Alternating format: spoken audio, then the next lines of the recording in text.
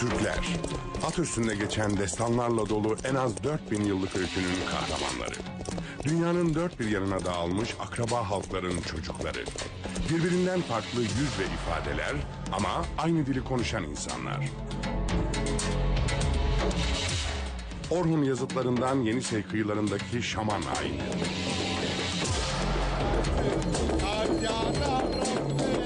Kızgın Gobi çölünden eksi 20 derecedeki Tanrı Dağları'nın doruklarına. Türklerin 4000 yaşındaki büyük annesi Lolen güzelinden onları İslamiyet'e taşıyan ilk lider Satuk Buğra Han'a. Orta Asya'nın en büyük geleneksel çarşısı burası. Kayaların üzerindeki gizemli resimlerden Kaşgar'daki Akrep Pazarı'na. Uzmanlar, tanıklar ve bir araya getirilen binlerce yıllık bulgular. Zaman yolcusu 36.000 kilometre yol yaptı, 8 ülke gezdi, aktüel tanıklığını sürprizlerle dolu bir yol öyküsüne dönüştürdü. Ahmet Yeşiltepe yerleşik düzene geçen ilk Türk topluluğu Uygurların ülkesine gidiyor. Şimdi Doğu Türkistan zamanı.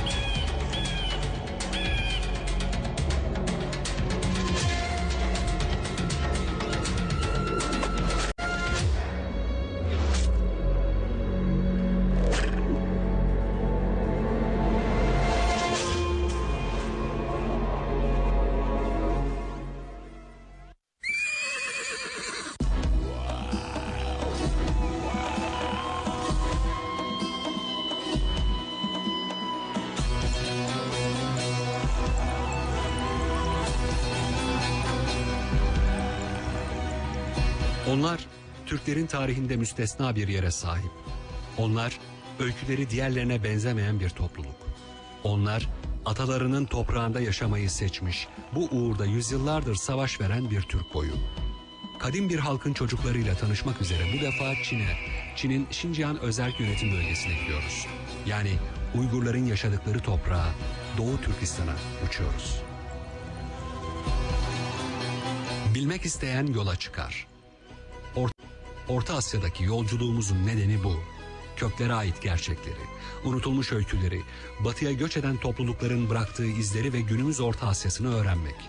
Şincan'ın idari başkenti Urumçi, Uygurları yakından tanımak ve kadim Türk tarihinin az bilinenlerini öğrenmek için hareket noktamız olacak. Ama önce harita üzerinde Uygur tarihinin dönüm noktalarını hatırlayalım.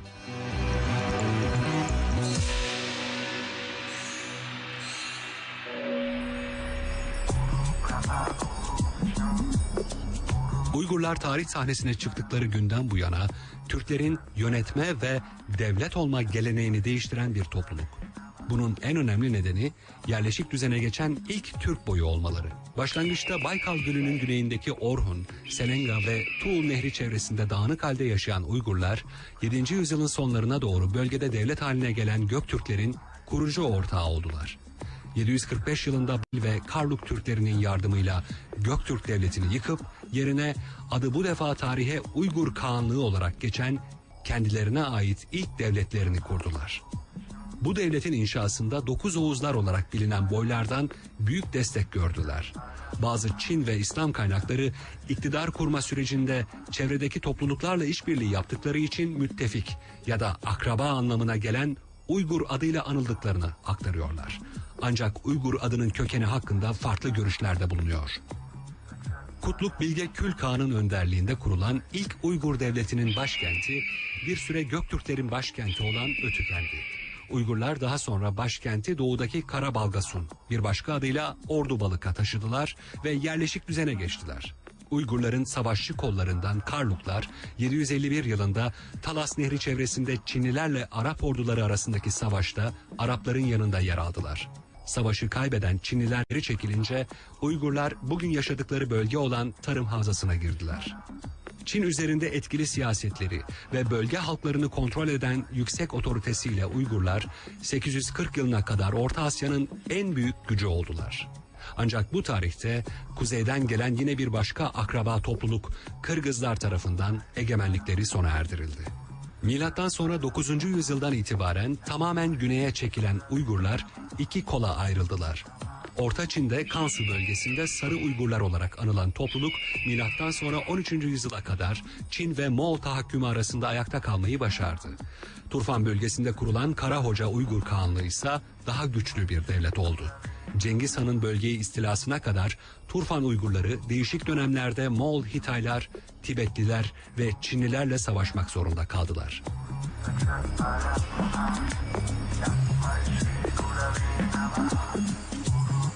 Uygur tarihi, Cengiz Han'ın Turfan bölgesi ve tarım havzasını 13. yüzyılda işgalinden sonra önemli bir kırılma yaşadı.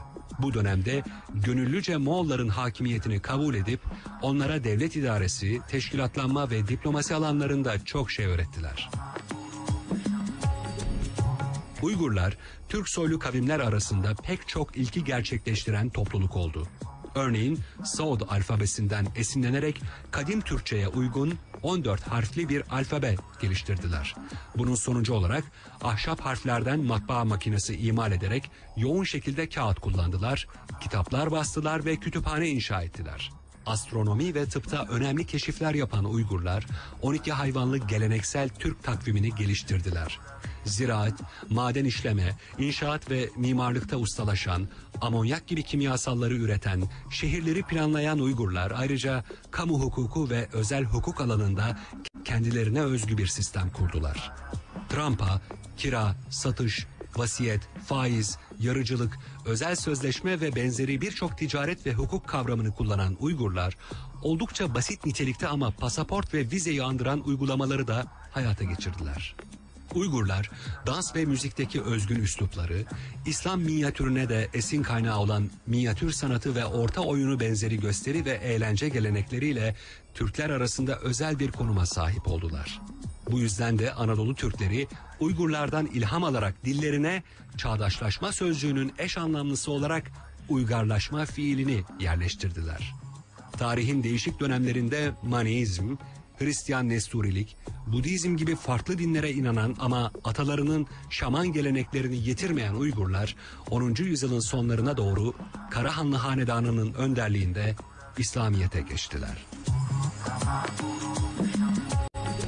Uygurlar 18. yüzyıla kadar Turfan ve Tarım Havzası'nda bölgesel hanlıklar tarafından yönetildiler. 1760'tan itibaren yaklaşık 150 yıl süreyle Çin'in farklı yöntemlerle egemenlik altına almaya çalıştığı ve Uygurların artık Doğu Türkistan olarak adlandırdıkları bu coğrafya 1911'de Çin'e bağlı valilerin yönettiği özerk bir bölgeye dönüştü. Ancak Uygurlar 1933 ile 49 arasında 2 defa bağımsız cumhuriyet kurma girişiminde bulundular. Her ikisi de Çin tarafından sonlandırılan bu girişimlerin ardından bölge nihayet 1949'da Çin'e bağlı bir eyalete dönüştürüldü. Burası artık Çinlilerin 18. yüzyıldan beri kullandığı isimle Xinjiang, yani Yeni Topraklar adıyla anılan Çin'in ilhak ettiği bir coğrafyaydı.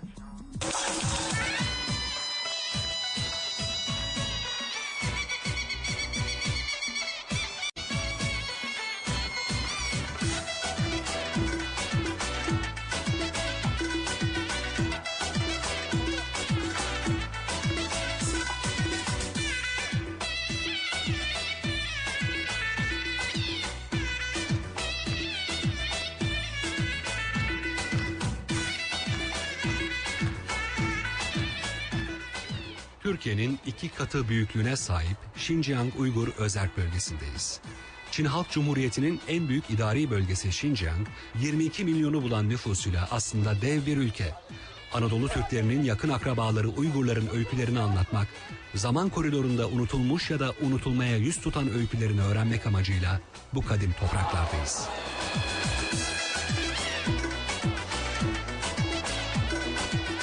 İstanbul'dan direkt uçuşla yaklaşık 6 saatte vardığımız başkent Urumçi'de Uygur Türkleriyle sabah erken saatlerde kent merkezindeki bir parkta karşılaşıyoruz. Çinliler sabah sporu olarak Tai Chi yaparken Uygurlar da geleneksel dansları olan meşrep dansını bir egzersiz biçimine dönüştürmüşler. Çin'de kültür devriminden sonra sabah sporu zorunlu hale gelince halklar kendi geleneklerine, göreneklerine uygun şekilde sabah sporu yapmaya başlamışlar. Daha doğrusu bir uyum süreci yaşanmış ve Şincan özerk yönetimindeki Uygurlar da kendi folklorlerini sabah sporuna uyarlamışlar ve ortaya böyle bir sabah sporu çıkmış.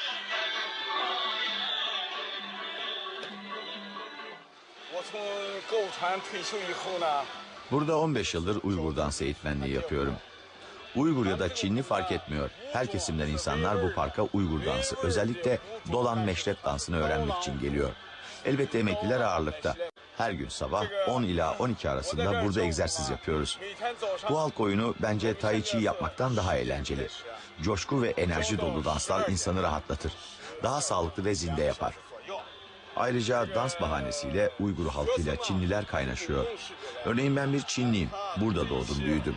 Dolan meşrep dansını öğrendikten sonra Uygur halkını daha yakından tanıdım. Bence dans, halklar arasında kaynaşmayı, birbirini anlamayı, huzur, barış ve uyumu sağlayan önemli araçlardan biridir.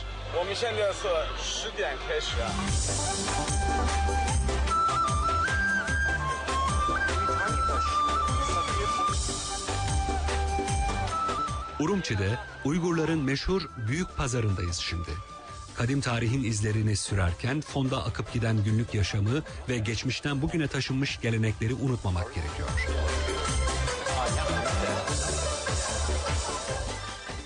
Urumçi'deki Uygur pazarındayız. Uygur pazarında en fazla rağbet gören mallardan birisi burada hazır üretilen, anında üretilen nan ekmeği.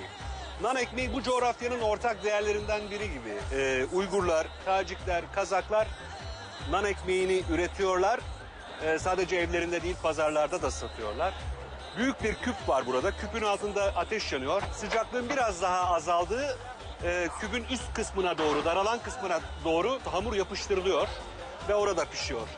Tıpkı bizim tandır geleneğine benzeyen bir pişirme yöntemiyle yapıştırıldıktan sonra hamur yaklaşık bir 5 dakika içerisinde pişiyor ve oradan çekilip alınıyor. Hamur yağlı, üstü tabii susamlı ve biraz da tuzlu gibi. Bir tekrar lezzetine şöyle bir bakalım. Çok lezzetli. Susamın lezzeti özellikle farklı. Dediğimiz gibi bu coğrafyanın sadece Uygur Türklerinin değil, bölgedeki tüm halkların ortak değerlerinden birisi nan ekmeği.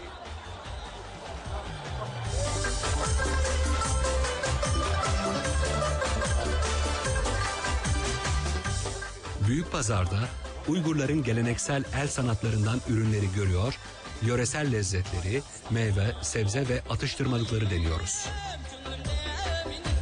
Mauçulan. Mauçulan. Çılan. Avu badam. Badem. Badem. Taklamakan Çölü'nün güneyindeki Hotan kenti çevresinden çıkarılan ve burada işlenen yeşim taşı süs eşyaları pazarın en gözde malları arasında. Ve elbette Uygurların ipekleri, halıları ve meşhur çakıları. Yüzlerce yıllık bir geleneğin, babadan oğula bir zanaatin ürünü. Başbakan Recep Tayyip Erdoğan'ın da Urumçi'ye yaptığı ziyaret sırasında satın aldığı Atruş'ta özenle imal edilmiş Uygur çakıları. Merhaba, selamun aleyküm. Merhaba. Bıçak satıyorsunuz herhalde anladığım kadarıyla. Bir bakalım var mı elinizde enteresan, bizim için farklı? Var, bunların yaşlıları var, Kaşgar'dan. Bunun yaşlıları var Kaşgar'dan. Açalım bakalım. Bana yaşlıları bir yerde.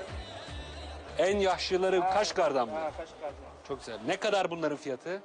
Bunlar Ne kadar? kol dişliğe. Kol dişli.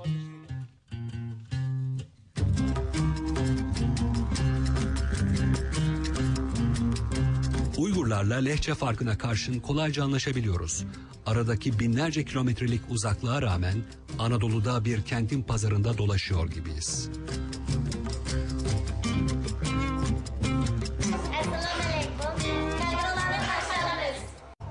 Şimdi sırada öğle yemeği var. Uygurlar et yemek için İslami usullere göre kesilmiş eti satan Uygur lokantalarını tercih ediyorlar. Biz de bunlardan birine giriyor ve kapıda bir sürprizle karşılaşıyoruz.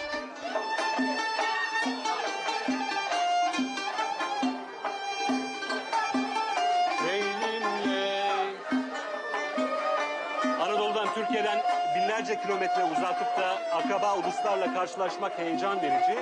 Ancak Anadolu'nun türkülerinin buradaki uluslar tarafından seslendirildiğini duymak daha bir başka heyecan verici.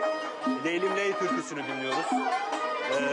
Doğu Türkistan'daki Uygurlu akrabalarımızın çaldığı kopuz ve diğer sazlar eşliğinde dinliyoruz.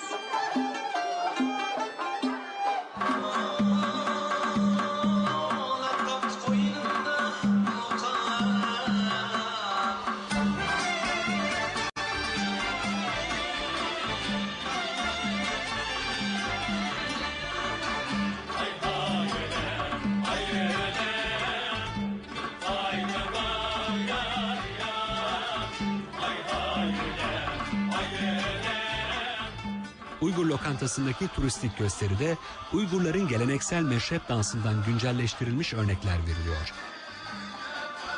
Uygurlar yüzyıllara dayanan çok zengin bir müzikal birikime sahipler. Bu kültürün en değerli parçası ise meşrep dansı ve müziği. 10. ve 11. yüzyıllara ait duvar resimlerinde bile karşımıza çıkan meşrep, Kaşgarlı Mahmud'un Divanül Ligatü't Türk isimli ansiklopedik eserinde de Uygur dansı olarak anılıyor. Genellikle bayram günlerinde ve çoğunlukla akşam saatlerinde yapılan müzikli danslı toplantılarda Uygurlar bazen sabaha kadar çalıp söylüyor, dans ediyorlar.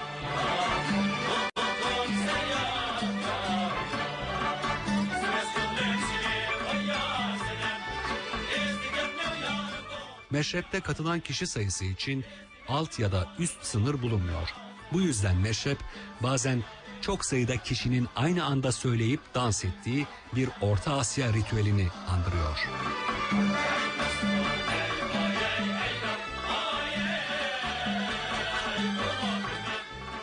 Bu kültür zenginliğini daha yakından tanımak için Şincan Uygur Halk Müziği Konservatuvarı'na gidiyoruz şimdi.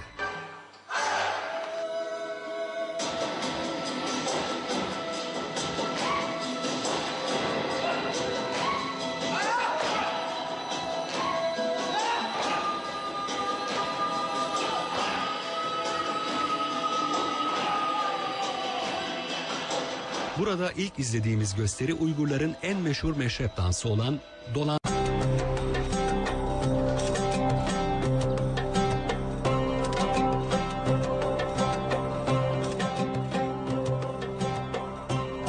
Tarım havzasındaki Uygurlar milattan sonra 10. yüzyılın ilk yarısında Karahanlıların önderliğinde İslamiyet'e geçtiler.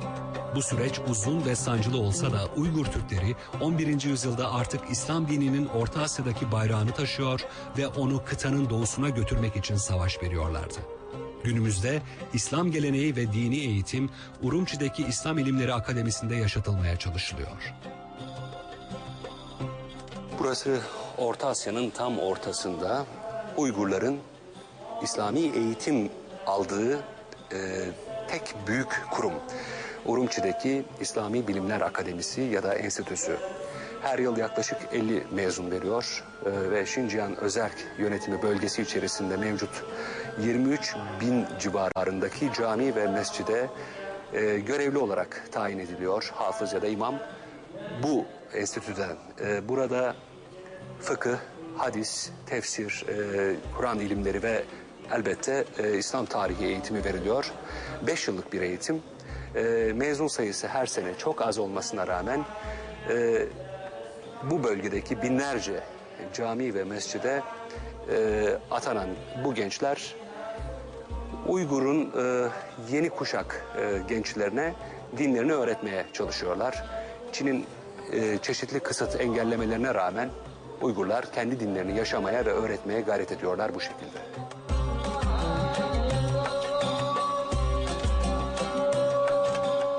Urumçi'deki büyük cami, cuma namazları dışında cemaati fazla kalabalık olmayan ama bölgenin önemli ibadethanelerinden biri.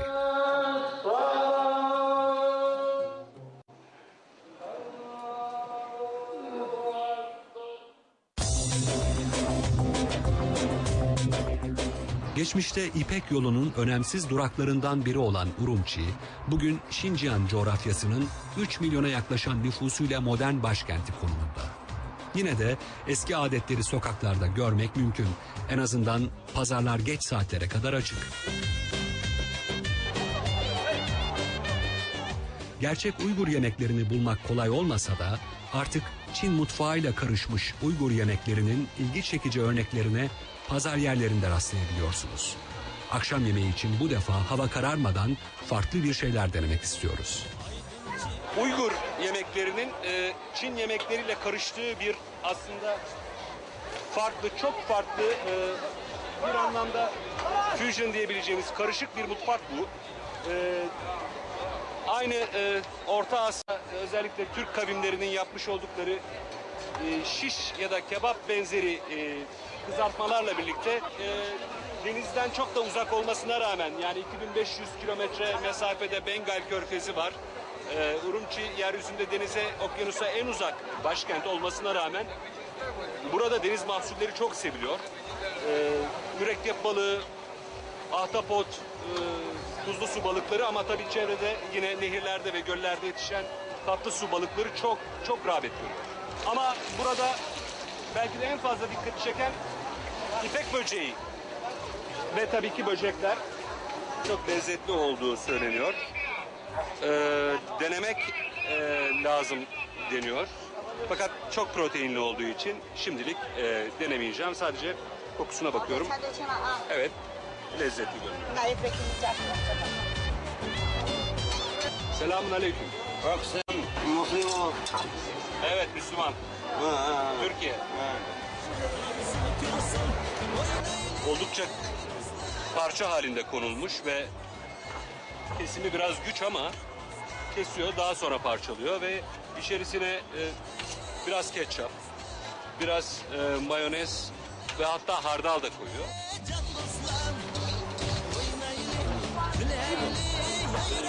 Ekşi sos keskin ama gayet güzel.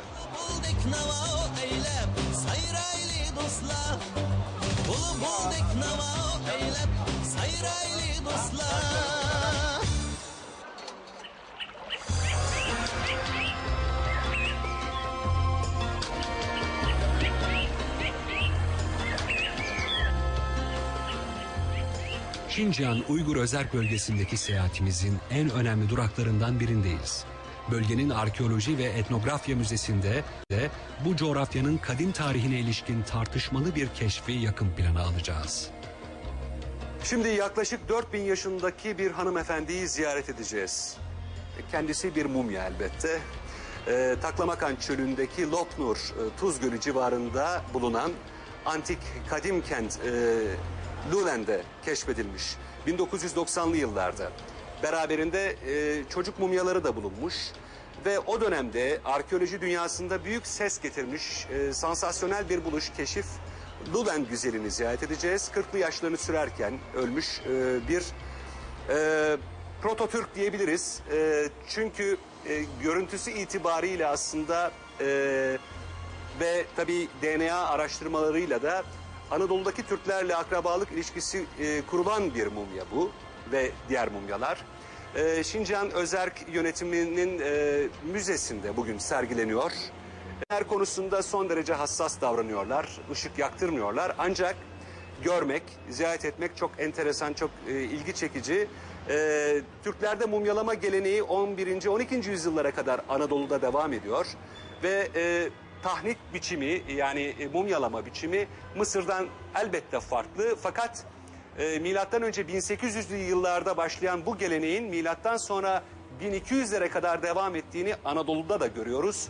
Bu ilişkiyi kurmak açısından ilginç bir deneyim olacak. Şimdi Lulen güzelini ziyaret ediyoruz.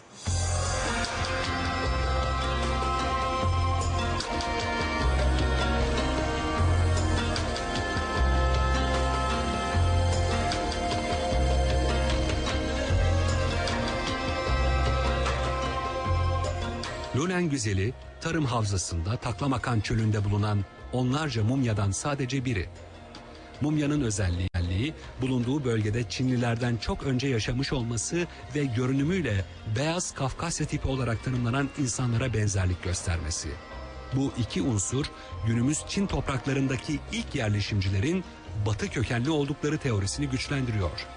Uygurlar Lolen güzelini Türklerin büyük annesi olarak tanımlıyorlar. Son yıllarda ayrılıkçı Uygurların siyasi bir figür, sembol olarak kullandıkları bu keşif Çin'i rahatsız etmiş olacak ki Lolen güzeli mumyası uluslararası sergilere çıkarılmıyor, Urumçi'deki sergilemede görüntü alınmasına da izin verilmiyor.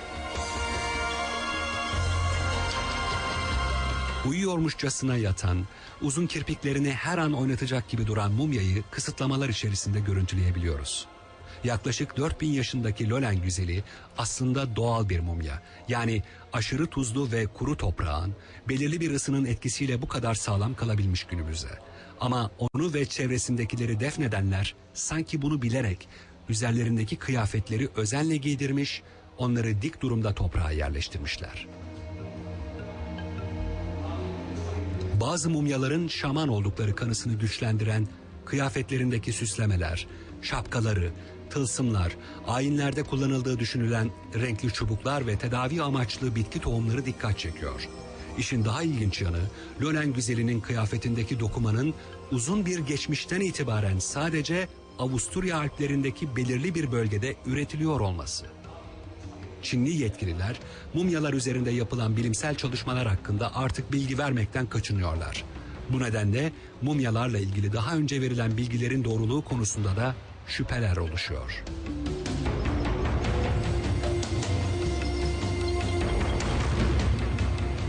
Meşhur Lolen güzelinin Lolen güzeli mumyasının yanındayız. Çin hükümeti burada profesyonel çekim yapmayı engellediği için biz amatör bir kamerayla bu çekimi gerçekleştiriyoruz. 3800 yaşında bir mumya.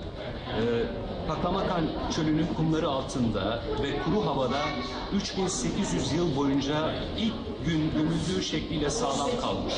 Sarı kızıl saçları var. Boyu yaklaşık 1.70 boyunda, açık tenli ve uzun burunlu, gözleri de hiç öyle badem değil. Ve anlaşıldığı kadarıyla Avrupa kökenli bir, yani Transkafkasya en azından kökenli bir kavmin mensubu. Peki Taklamakan çölünün tam ortasında ne işi vardı? Arkeologlar, antropologlar bunu araştırıyor. Çok ciddi bir tartışmanın odağında dedik Lolen güzeli. Uygurlar Türklerin büyük annesi olarak nitelendiriyor. Çinli araştırmacılar aslında buraya yani Orta Asya'ya savaş, nimet elde etmek ya da yeni tarım alanları bulmak amacıyla gelmiş göçebe bir kavmin mensubu olabileceğini düşünüyor. Kim ne derse desin Uygurların milattan sonra 8. yüzyılda bu coğrafyaya gelmeden çok daha önce, yani yaklaşık 2000-2500 yıl önce bu coğrafyada böylesine Avrupalı bir tipte bir kadının bulunması, Taklamakan çölünde bulunması kafaları iyice karıştırıyor. Bu bir gizem. Bu antropologlar, arkeologlar için bir gizem. Çin hükümeti bu tartışmaları daha da fazla alevlendirmemek ve Türklerin büyük annesi olarak tırnak içinde adlandırılmasını engellemek ve bu tartışmaları büyütmemek için bu mumyayı uluslararası sergilere götürmüyor, mümkün olduğunca saklıyor ve profesyonel çekim yapılmasına da artık izin vermiyor.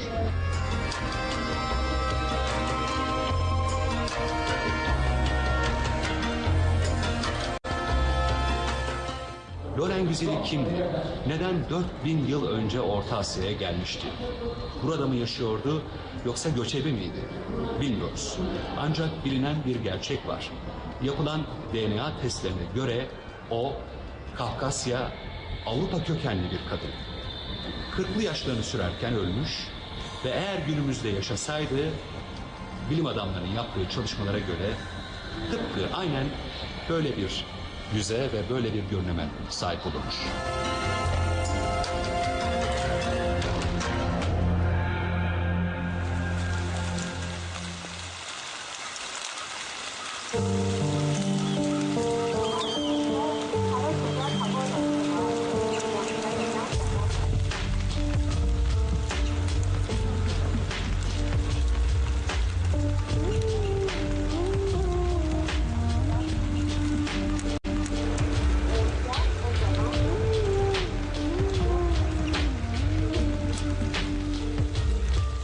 Yolculuğumuzun bu bölümünü Urumçi yakınlarında bir doğa harikasını görüntüleyerek tamamlıyoruz. Burası Tanrı Dağları'nın doruğunda nefes kesen bir güzelliğe sahip.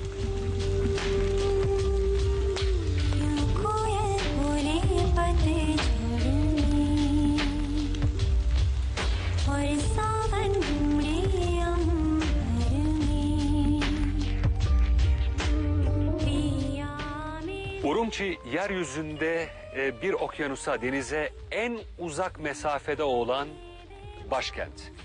Urumçi'ye en yakın mesafede olan okyanus ya da deniz Hint Okyanusu. Buradan hareketle aslında etrafında çöllerle çevrili bir kenti düşleyeceksiniz ama öyle değil. Hemen yaklaşık 100 kilometre kadar batısında Tengri, Tanrı Dağları var ve bu dağların üzerinde sayısız krater gölüyle karşılaşıyorsunuz. Bunlar arasında bir tanesi Tianjin. Gölün Türkçedeki adı Gök Göl. Gök rengi bir göl gerçekten de. Ve yaklaşık 2000 metre yükseklikte muazzam bir güzelliğe sahip. Hakikaten bu bölgenin en nadide köşelerinden birisi. Tarihi açıdan da çok önem taşıyor. Çünkü Cengiz Han'ın 13. yüzyılda bu bölgeye yapmış olduğu akınlarda bu gölün çevresinde dinlendiği ve daha sonra burada Tao felsefesini öğrenmek üzere buradaki manastırlara başvurduğu, buradaki rahiplerden ders aldığı biliniyor.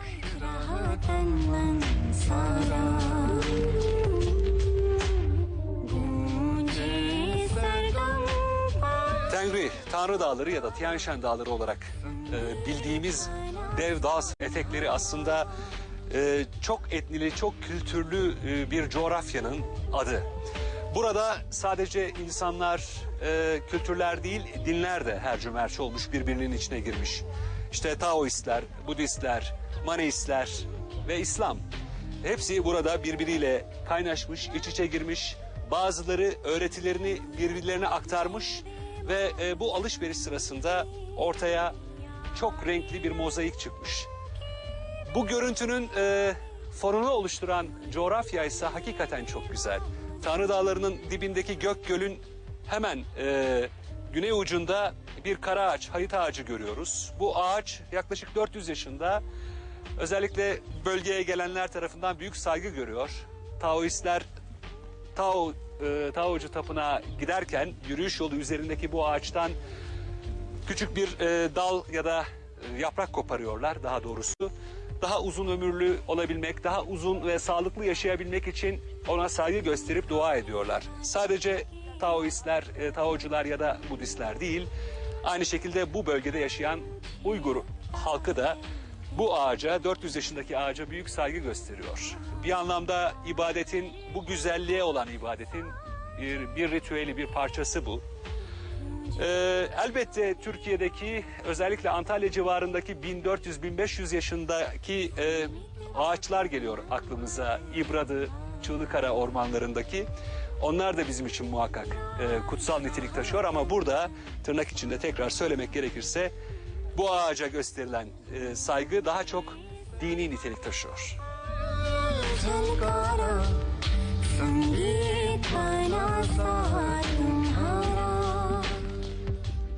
Dileğimi tutmuş oldum.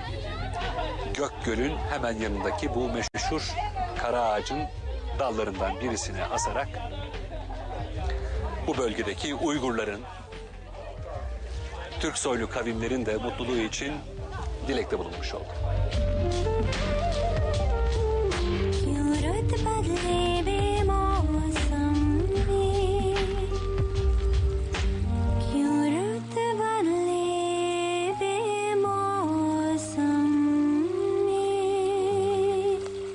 Bu kadim topraklardaki yolculuğumuz devam edecek.